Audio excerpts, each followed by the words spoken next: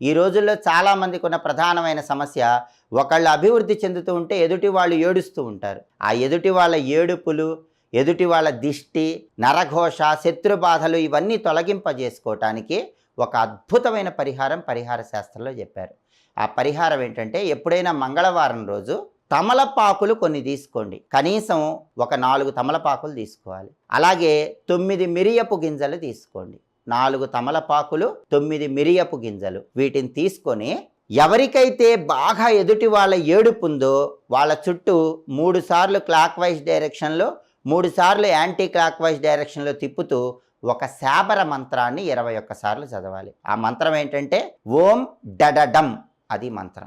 ఆ దిష్టి ఉన్న వాళ్ళకి తమలపాకులు, మిరియాలు తినిపించండి. అలా తినిపిస్తే వాళ్ళకి ఎదుటి వాళ్ళ ఏడుపులు అనేవి పనిచేయవు. ఎదుటి వాళ్ళు ఎంత దిష్టి పెట్టినా సరే ఆ దిష్టి అనేది వాళ్ళ మీద ఎలాంటి ప్రభావాన్ని కలిగింపజేయదు.